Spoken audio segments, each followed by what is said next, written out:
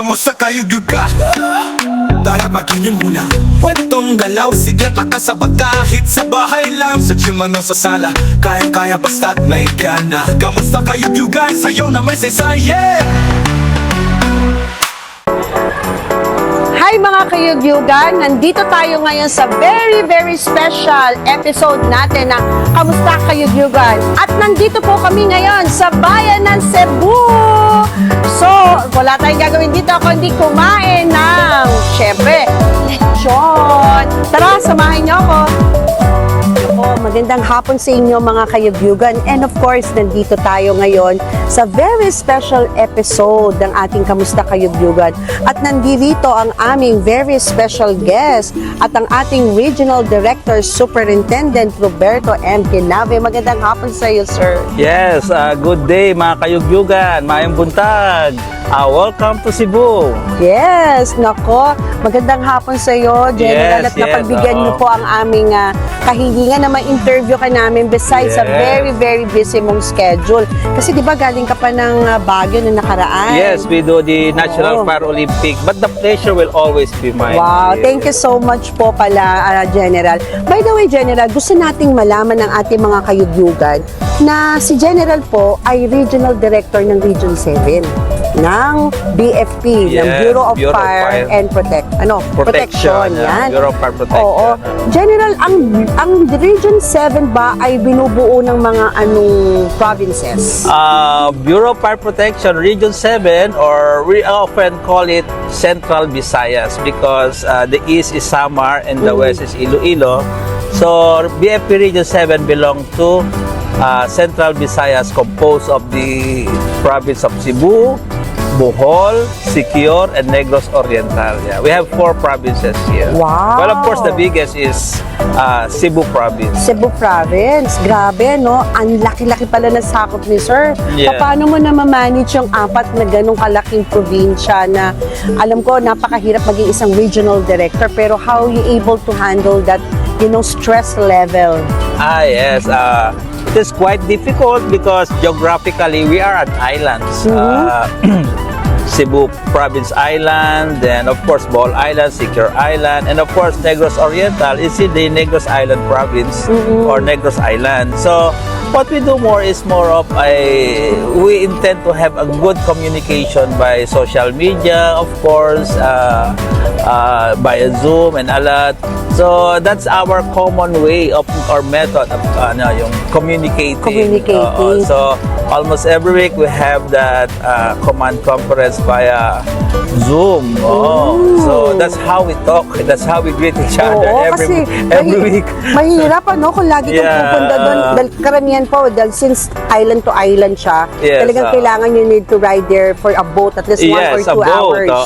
1 or 2 hours. So lagi ka palang nasa meeting si General. Diba? Napakaswerte natin Kayugyugan at nakasama natin ngayon ang ating regional director. Diba? So, bali po sa mga bumbero na to, mga ilan na po ba itong mga empleyado natin ngayon na regular po ba ang tawag sa kanila o may mga volunteers pa rin tayo? Yes. Sa Bureau of Fire Protection, what we have here is yung BFP personnel. So, they are firefighters. We have around 2,515 firefighters here in Central Visayas. But nationwide, we have around 37,000 population for the whole BFP. 2,500 na po. 2,515. That is, na yan mga regular na firefighters. Regulars, yes. Okay. And around 22% of which mga female na yon. Wow! Yes, may mga babae na ng mga bombero. Wow! Ang galing nun! Mga girls sa mga Kayugyugan dyan. So, pwede rin pala tayong maging isang bombero. Hindi lang pala panlalaki ang pagiging bombero. Yes, we have around 656 female firefighters here in Central Visayas. It's nice to hear that. So, beside po doon sa mga ating regular na mga firefighters na yan, tumatanggap din po ba kayo ng mga, kasi marami ako naririnig na lang sila, volunteers, firefighters. Yes, they are firefighters, but they are our partners. Actually, they are private entities. We have two groups. We have the Community Auxiliary Firefighters Group, which is yung ating mga barangay fire volunteers, fire brigade. But we also have those private entities, yung mga Filipino-Chinese fire volunteers. So, they are partners. We call them brothers. Of course, we do hand in hand with them. And of course, not only them, other government agencies like Philippine Coast Guard, even Air Force, Navy, PNP Maritime, we do collaborate with them for us to have an efficient public service, because our target is to provide an efficient public safety, because the Bureau of Fire Protection is in the private safety sector. We provide yung the conduct of firefighting, fire prevention, emergency medical first responders, and of course rescue. So we only capacitate our personal, not only of knowledge, but of course yung skills. So Yeah, we need, very important. The skills talaga. no? because we need to protect our responders, our personnel. So we provide them with enough skills so that later on they could perform well sa conduct ng activity nila. You talk about, sir, about the skills. Of Yeah. course, syempre, ngayon, nowadays, ang dami-dami ng mga bagong techniques and technology that we are using, you know, to fight for this mga sunog-sunog na yan. Yeah. So, how are you able to get this kind of mga trainings? Are you also going to a different trainings as well outside the country, or there's some company ba who are fitting or helping our department to get more information about it? Yes, there's a good collaboration internationally intended for the firefighters. Actually, we have a lot of invitation coming from our neighbors in Asia, most especially Taiwan, China, Malaysia, Thailand. So we do have that what we call interoperability training. So we train from them. Okay. And of course, yung their personnel, they also visit us. So for them to know yung what they call yung best practices. Same way, we go over there and we want to see yung best practices that we can provide Apply. also for our apply here in our country. Actually, sir, yun ang pinaka talaga napaka-importante, diba? Na we are also open to see what the other countries is doing, and we can check ano ba talaga yung possible na po pwede nating i-apply sa situation natin ngayon, it's diba? good, Kasi not everything, even it's good for them kung hindi naman bagay sa sitwasyon natin. It's true. Hindi rin naman talaga siya mag-work, right? So napakaganda talaga ng ganun, that we are open for that kind of learnings. Yes, Not only whatever we learn from other countries, but also within kayo mismo tutulungan. Even here locally, we collaborate. So yun nga, we were trying to establish yung interoperability between different entities like national government agencies, like I said before, the Coast Guard, and even in their interoperability between our fire volunteers and our fire brigade. So last week we have that National Fire Olympic. We invited, of course, our colleagues in the Bureau of Fire together with other fire volunteers, together with other fire brigades. So we play there. We call it play. It's more of a competition, but we do it with passion. Yeah, That's with why we call it passion. play. We Yes. compete there, but of course, yung ating sportsmanship, Dapat it's nandun more pa of the rin. interoperability. So, it's very good, very heartwarming, and of course, yung mga even private entities, yung businesses like Toyota, Meralco, were there participating That's with their nice. fire volunteers. Ayan, ako, bago ang aming venue dahil medyo lumakas dyan ang ating ulan. Ako. So anyway, kanina, mabalik tayo. Nabanggit mo kanina yung tungkol sa Fire Olympics. Yes. Yeah, so ano po ba itong Fire Olympics na to? This Paralympic is conducted annually to assess the capacity of our BFP personnel.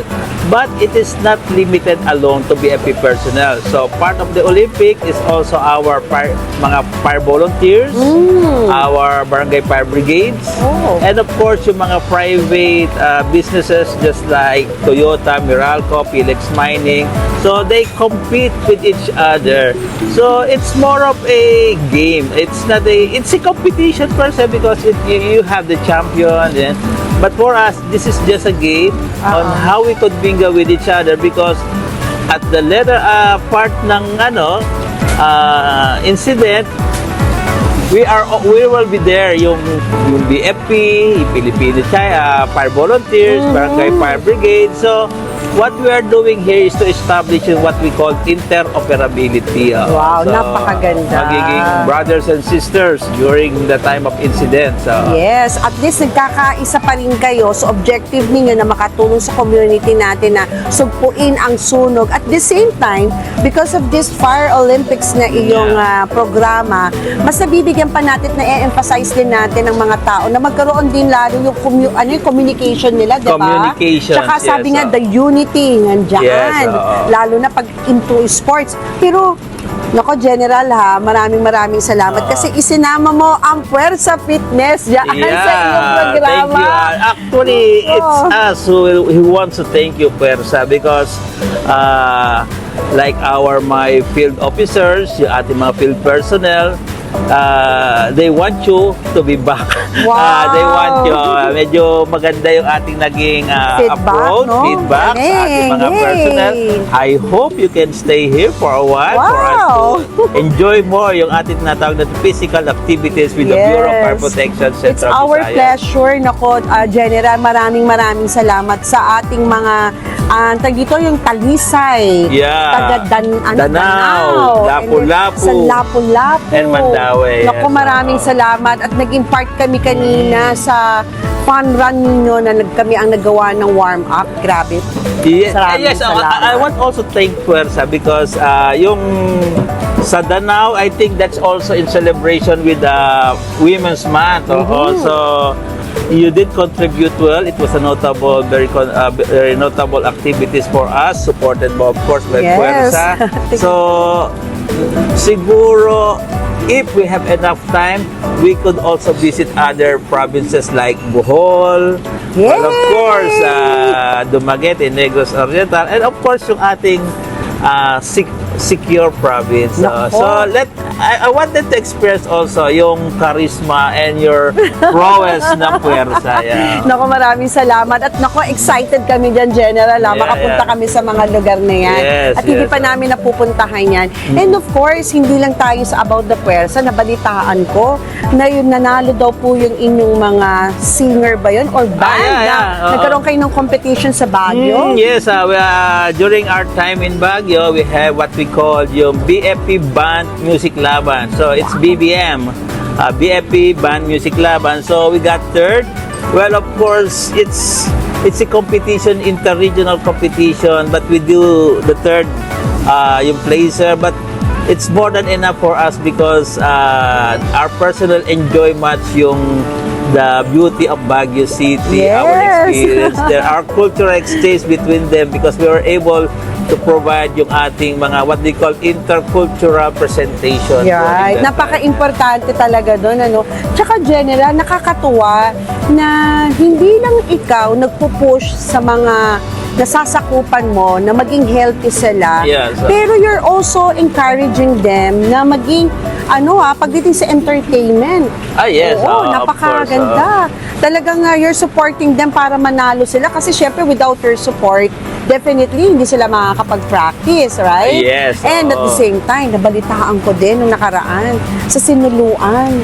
Mukhang napakaganda yata na naging feedback ng mga tao mo nung nag-join sila. Can you tell us more sa ating mga Kayugyugan? Our Kayugyugan. Well, we did well yung ating participation sa Sinulog Festival here in Cebu. Actually, our contingent is actually responders, but due to heavy traffic, they cannot afford us to provide that mobile responder. So what we did is we participate with 40 personnel together with a fire truck, and those participants is capable of conducting firefighting, first aid, and rescue. So yung ating mga first aid bags, nandiyan lang yan sa loob ng trucks.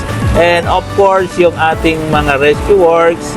Then, of course, meron din tayong LED wall providing yung Sinulog team na safety reminder. So, all in all, the Sinulog Foundation is very happy for bringing them na yung Actually, we acquired around 5 million views for that. Wow! Wow! Kayugyugan, kinilabutan ako, 5 million views. Yeah. Aha! Grabe, General, yung ginawa ninyo ng sinulog na yan, ano? Sobrang Yes, yes. nakaka-excite at parang, nako, parang Kayugyugan, parang gusto ko next year yata sa makasama naman ng Pwersa dyan. Sama naman kami dyan. We're joining the Oo. community to participate. Grabe, sobrang nakakatuwa na magkaroon tayo mga Kayugyugan, nakapares ni General na talagang sinusuportahan niya. Hindi lang siya isang magaling na leader Yeah, diba? thank you. Kasi if you are a leader, you know how to manage your people and you know what is important with them. Not Yes, only how good them in their skills, but also providing them like yung mga ganito. Kasi pampaalis ng stress kaya to. Yeah, Diba? it's true.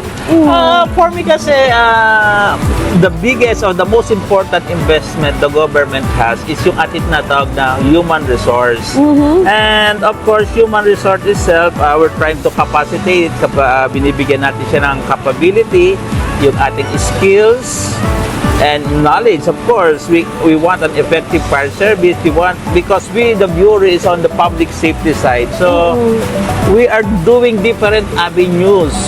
We are seeking different avenues, just like what you did yung sa ating fun run, and of course, yung Women's Month celebration, collaboration with Pwersa. So that's how we want to influence our community on a different level. And of course, our personnel, we want to provide them a good, how do you call it? Yung health and wellness. Yeah. Actually, it's an instruction coming from the national headquarters through the ILG that the Bureau should conduct a health fitness once a week. Once a So week? I think we're doing it every Thursday. That's and good. other than that, just right after our yung launching ng Fire Prevention Month, we have conducted what we call the biggest loser. So Wow, it's a good program. Congratulations. It motivates a lot of our personnel, and even they join. And with that, I think our personnel now is more inclined on sa kanilang physical activities. That's why yung Pwersa team na physical activities is well accepted here in the Central Visayas. So, Nakaka-proud, ano, especially that biggest loser yan. That is also one way of encouraging those who are into firefighting kasi it's very, very important that they have physically fit, mentally rin, diba? So, itong ating biggest loser, how long, sir, ito? It's a 1 week, 1 month? Actually, it's a 1 month competition. We're just trying to have a test on it. But it is actually, Sinclaire, it is supervised by our medical officer. It is supervised by Dr. Sanchez. So, Dr. Sanchez. It is very scientific, I may say, na we do the body mass indexing and everything and the weighing. So, it is not a, what we call it, yung parang you just lose weight. So, Dr. Sanchez has his own factors, parameters on how you can do it. Oo, napaka-importante yan na talagang it's guided with the doctor, itong kanilang biggest loser. So, nabanggit mo kanina, it's not only about how much yung kanilang na-lose na weight, kundi that is also depends on their body mass index. Okay, napaka-importante talaga. Grabe, no, General, sobrang nakaka-amaze to know people like you na talagang sinusulong mo talaga ang health and wellness ng mga tao mo. And you're also, helping them out na lumabas yung kanilang mga skills. Kaya ang gagaling kaya ng mga bumbero sumayaw. Mga Kayugyugan, makikita nyo mamaya sa aming video. Thank you very much. I-show natin kung gaano kagagaling ang mga tao ni General, kung paano sila sumayaw at gaano sila ka-active.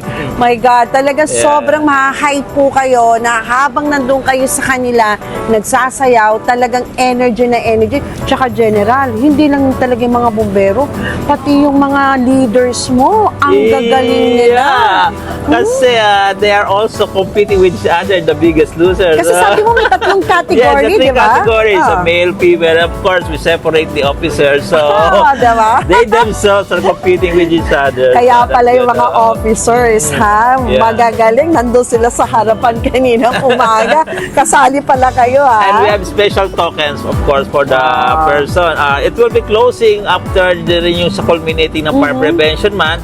After the culmination, then we will start again the reweighing of our personnel so that we will know who will be the recipient of our special tokens coming from the Bureau. Wow. Actually, even big or small token it is given reserve.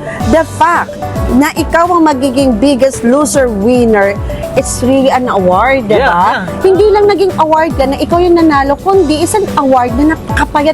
Kaya pala, diba? Magiging isa kang tag dito parang ehemplo na this is my weight before and now this is I am, right? Yes, we're just trying to acknowledge their effort din naman. And not only their effort, of course, they support sa program din ng Bureau na we want healthy and well-fit na BFP personnel. So, because yung personnel kasi natin, the image of our personnel reflects din yung how they call perception ng community. Yes, That's of course. So, we want a good and clean fire station, a well healthy and fitness na personnel. So, ayun.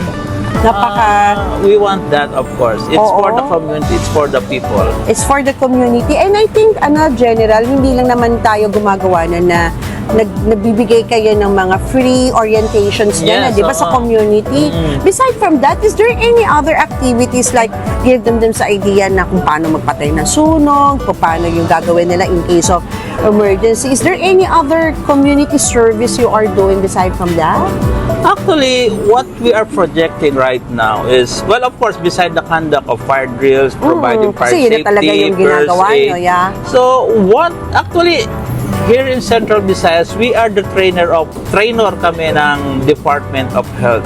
We provide training for AEMS, basic life support sa ating mga barangay health workers.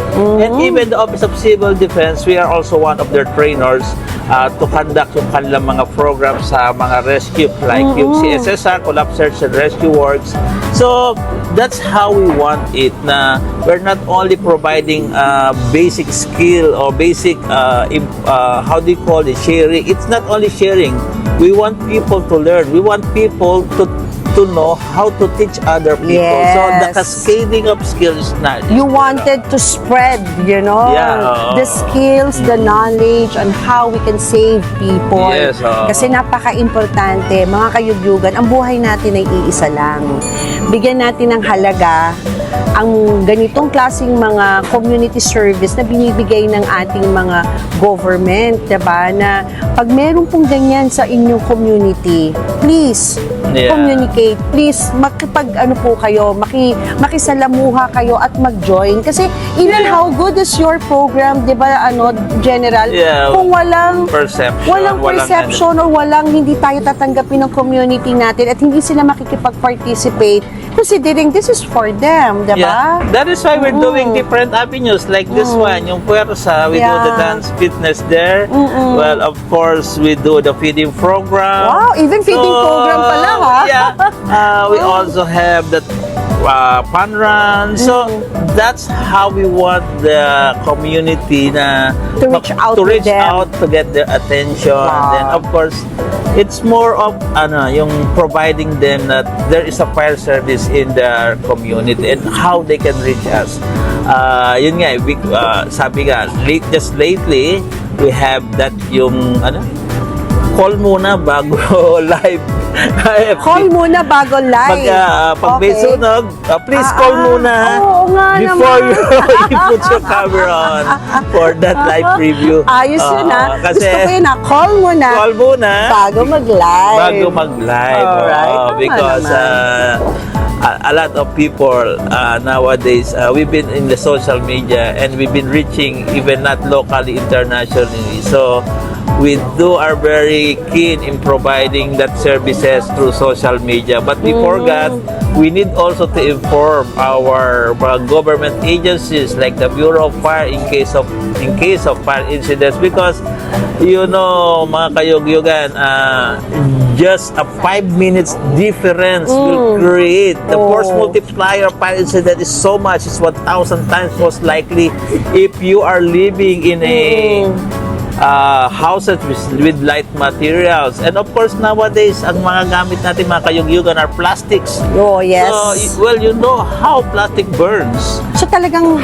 as much as possible, no, medyo i-refrain na natin of using plastic, especially sa mga bahay, as much as possible. Talagang isang ano lang, ano, isang saglit lang talaga of what you said.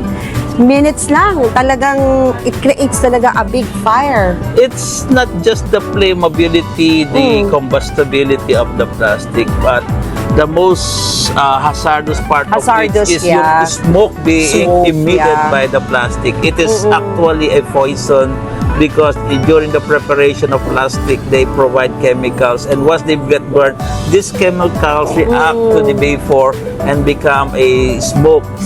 And actually, mga Kayugyugan, 80% of our fatalities is not through fire, but through smoke. Okay? Yes. It's Parang so ano sila, suffocate. Suffocation. Hindi sila nakakahinga, di ba? Because sobrang, yun nga as what yung general sinabi, so sobrang laki ng usok. Hindi na sila makahinga, no? Yes. So for me, it's just very simple. Let's do good housekeeping.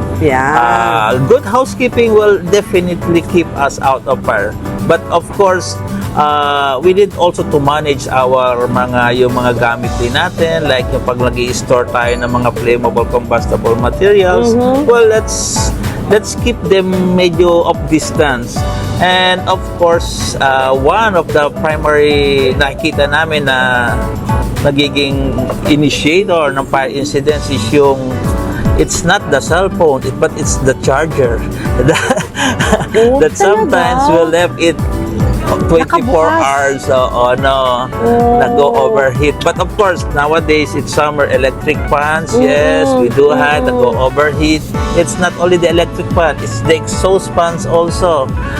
We often forgot our exhaust fan, but you see these exhaust fans were being powered by motor, and nag-overheat din po siya, and those dust is a good initiate materials that could provide fire na. Yes, napakagandang advice coming from General na naku, mukhang ako isa yata ako sa mga dyan, yung cellphone charger ko ng cellphone, mukhang nakakalimutan kong hugutin so buti na lang nako, Jen, na napag-usapan natin yan. It's really a very good reminders sa ating mga Kayugyugan, yung mga simple na charger. Just a simple charger, Tsaka yung electric fan, especially nowadays, it's a fire prevention month. Ang March, kasi ito yata ang ating pinakamainit ba na March? Ito pinakamainit. Even though we have that fire prevention month, yet we still have a lot of numbers of fire incident. Not only nationwide, but here in Cebu, in Central Visayas, most especially even the grass fire. Marami tayong grass fire, even residential fire. Just recently, after the launching of ng Fire Prevention Month, we have 333 houses burned. Wow! Saan po yan? Here in Mandaue, in Barangay Poblacion under the bridge. They call it Poblacion under the bridge. So sila yung mga nasa ilalim ng bridge nakatira? I think on that bridge. On that bridge, nakikita natin. So medyo mahirap for most especially to our fellow citizens, fellow people here na during this time masunugan ka. Well, of course, medyo mahirap ngayon din. Most likely, if you will start all over again, back to zero, of course, maybe na-save lang siguro cellphone because cellphone is always part of our Yeah, But correct. how about those yung mga gamit natin sa Importante. bahay, mga importante gamit natin? Sabi nga nila, General, Yeah. di bali daw na masunugan ka. Yeah. Wag ka lang, ay, di bali manakawan ka, wag ka lang daw masunugan. Yes, di ba? oo. Kaya mga kayugyugan, napaka-importante na mga ginagampanan ng ating mga taga Bureau of Fire Yes, kasi sila talaga ang nagpoprotekta sa atin. Sila talaga makakatulong pagdating na talaga sa ganitong klaseng sakuna. At nako, General, Yeah. ang dami-dami kong natutunan ngayong kahapon na to. Yes. Talagang Thank medyo you naging very ano ko doon, ang daming learnings. Oo. And at the same time, paano nga pala itong mga ating mga kayugyugan dyan na nakikinig na parang na-inspire sila sa kwento mo? Eh gusto rin nilang maging isang firefighter. Yeah. Meron ba silang opportunity? At paano ba? Meron ba itong qualification? Kailangan ba to magaganda lang, nakaparis ko? Ay, sorry, hindi. Joke lang po yun. So, meron po ba tayong mga qualifications para maging isang firefighter din po sila? Yeah, actually, we're hiring. Meron kaming regular hiring at 2,000 nationwide annually. So, because medyo depleted pa yung population namin and compared doon sa fire station, of course, sa fire truck, kasi ang BFP po is what we call equipment-based. Oh. Just recently, we have started yung recruitment for 41 personnel, for 41 firefighters here in Central Visayas. So for the qualification, of course, we are under civil service. You have to be a professional, civil service professional, college graduate. Most likely, it's 5'5" sa lalaki and 5'2" in female. We want much taller because yung ating pong mostly na ating equipment is sabihin natin US standard. That's why minsan we really need to have that research. Ilan po sa lalaki po? 5? 5'5", Naku. 5'2", 5'5". Para po ba may kakilala ko dito, General, yung aking partner, si EYM, si MOJICA. Yeah. Mukhang hindi yata papasok maging bumbero to. 5'5" pala oh. Pwede naman tayo. Meron tayong age height waiver as long as you are part of ng mga IP, indigenous peoples, or most likely if you have special skills like yung pag-driver ka or anything that would provide special designation assignment sa Bureau. Pwede naman pala. Pero importante na ikaw ay eligible. Ibig College sabihin, graduate, college graduate. Civil service professional. Well, of course, we have the height and weight. We do have yung body mass index ng applicants natin. Your weight should be corresponding, your height, your weight should correspond with your height. With your That's height. body mass index natin. Wow. Well, of course, we have also a series of physical fitness, medical, neuro. So, Ang dami pa ng pinagdadaanan, yeah. ano? You Pero know, what is the privilege, of course, of being one of the maging firefighter ka makapasok? you know, being a firefighter is what we call, you should have that, it's not a privilege, it's a privilege we may call, but we call it passion to serve. Yes. If you have that passion to serve, well, welcome. Yeah. We are your family. Tsaka passion to save life, Yes, right? oo. Kasi hindi ho basta-basta ang yeah. pagsalba ng buhay ng isang tao. Dahil pag isa kang bumbero, para ka rin isang sundalo, di ba? Na sinasabi niya, ang isang paa mo daw ay para kang nasa isang hukay. Yeah, hindi, nasa Right? sunog, no? Nasa Isang sunog. nasa sunog. Oo, nasa sunog. Ayan, nasa isang sunog. Kasi hindi mo malaman. Pwede. Yeah. Pero, di ba, General, marami rin namamatay ng mga bumbero during the time ng actions nila, right?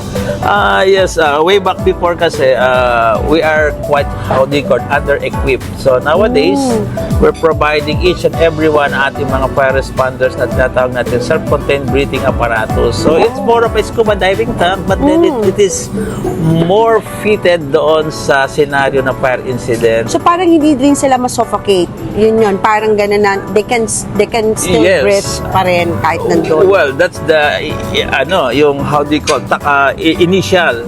But for the long-term aspect of SCBA, before during that time ng PCIFA, we don't have BFP yet. A lot of firefighters there before, when they survived the service, they have either lung diseases or lung cancer. It's because they are so much exposed to the smoke, and they don't have that self-contained breathing apparatus. It's good thing, with our new technology. Yeah. They're already providing that kind of equipment, to protect itong mga firefighters natin. So, I just remember kanina, nabanggit niyo po na yung capacity or yung mga bumbero na kailangan ninyo, it depends on your fire truck availability. Sa isang fire truck, ilang bumbero po dapat ang nila? The standard is 7-man team yan. 7-man team per fire truck. Well, but of course, they cannot provide a 365 days. So, it's a 2 group of 17. But nowadays, it's only 3. So, it's only Parang 3 persons? 3 personnel per fire truck. So, that's how we manage our truck today.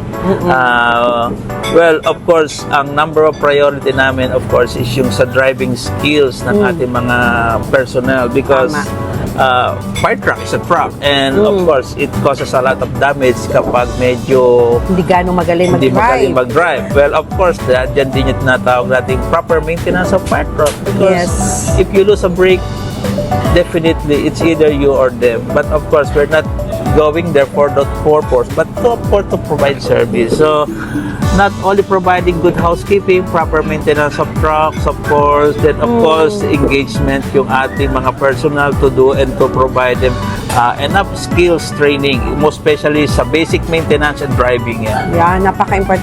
Naku, mukhang doon lang ako papasok mukha sa pagdadrive kasi yan ang aking skills. I am a good driver. Diba? Napaka-importante talaga kasi kung hindi ka talaga mabilis, hindi ka talaga madiskarte, you can never ever na makakapunta ka dun sa pupuntahan mo kung paano mo ipapasok yung truck mo dun sa pinakamalapit na area na nasusunugan, diba? Yes, that is why we need to provide our personnel yung natawag ng physical and mental alertness. So, physical, so they have to have that physical activity. Like we were discussing before, we need to make them more fit, yung fitness ba? Wellness and fitness. Kaya talagang pinibigyan niya talaga siya ng ng halaga, no? So, kasi if they are not fitted to do the job, well, maybe it's another... Kaya pala, General, ikaw fit na fit ang ating General, diba? Thank you so much. Kasi talagang ganun niya pinapahalagahan bilang isang pinuno or bilang isang leader. Napaka-importante sa kanya ng maging healthy. Siyempre, siya as a leader, siyempre susundin siya ng mga tao niya, diba?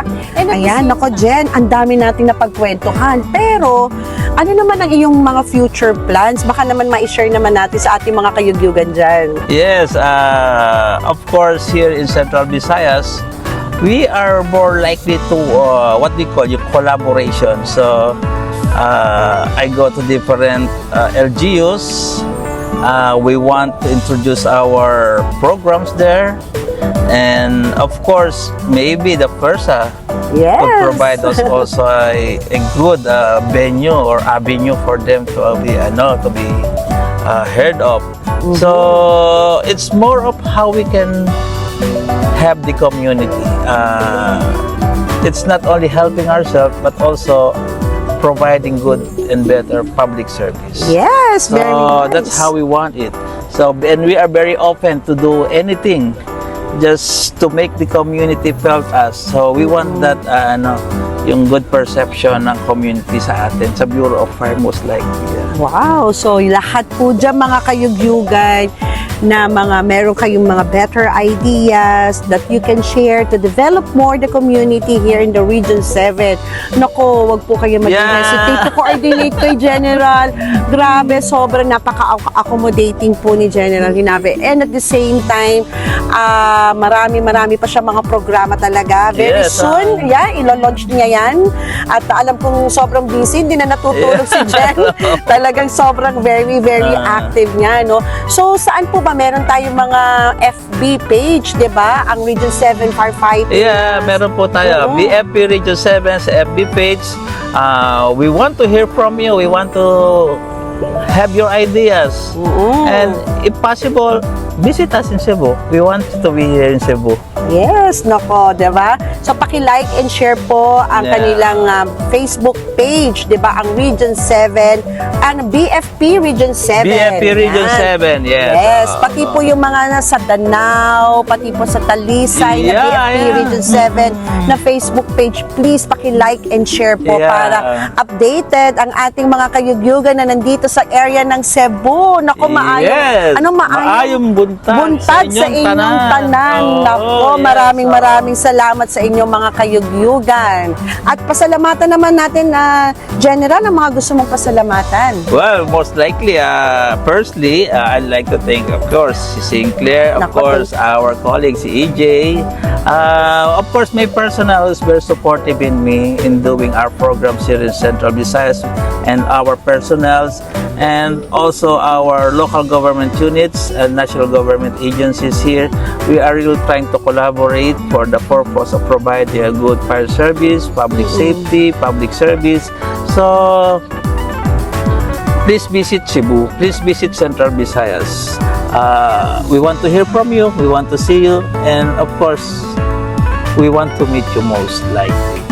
Kayo ba ay merong katanungan o kaya naman ay minsan may alinlangan? Ito po ang inyong VP SBC na nagsasabing, Kamusta, Kayugyugan? Yes, thank you so much. Thank you, Sinclair. Kamusta Kayugyugan? Tara magingin muna. Kwentong galaw, sigat lakas sa kahit sa bahay lang, sa gym ano sa sala, kaya-kaya basta't may gana. Kamusta Kayugyugan? Sa'yo na may saysay, yeah!